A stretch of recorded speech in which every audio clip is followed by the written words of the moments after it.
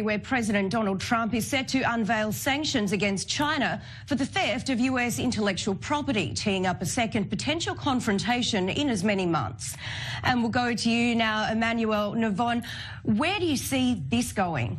Well, the big question now is, first of all, is the Trump administration also going to impose those sanctions on the European Union? Because those sanctions, of course, are intended at China, mostly for steel and aluminium, and the Europeans are very concerned that they might also have those sanctions imposed on them.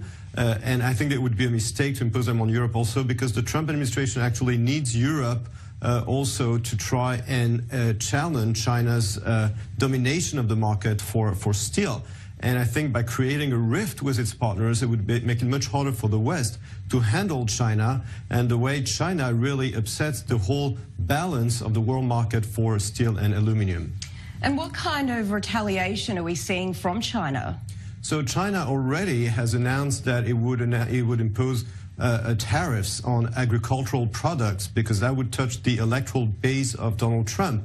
Trump promised during his campaign that he would impose tariffs on the Chinese economy, and the Chinese are really threatening to impose tariffs indeed on American agricultural products, and that would hurt, of course, a large part of Donald Trump's electoral basis. And they're also using carrots and sticks. They're also offering to make it easier for American companies to invest in the insurance business in China. So they're using the two tactics, but I think that that would hurt the American economy more than the Chinese economy. As a matter of fact, a lot of companies in America are opposed to those tariffs, especially the car industry, because they actually want a cheaper steel. So it would help probably the steel and aluminum industries in America, but not everybody in the States is happy about this. So would you say that this is a double-edged sword for Trump?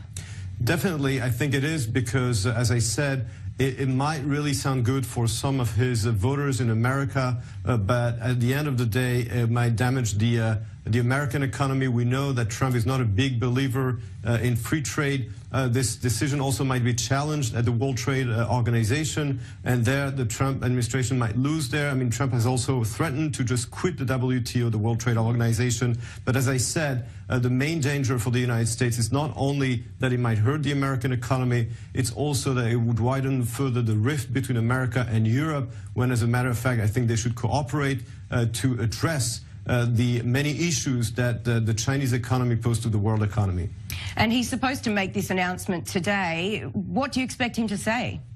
Look, as I said, the very big question is, it's obvious that he's going to impose those tariffs on the Chinese industry, but the big question, as I said, is what about Europe? The European Union has been really pleading and asking not to have those sanctions imposed on them. And that's really the big question. Is he going, when he said, for example, he tweeted saying we're not going to impose sanctions on our true friends. So does President Trump consider the EU to be a true friend of America? Because already he said he would not impose those sanctions on Canada. Does he consider Europe a true friend? We'll know the answer very soon.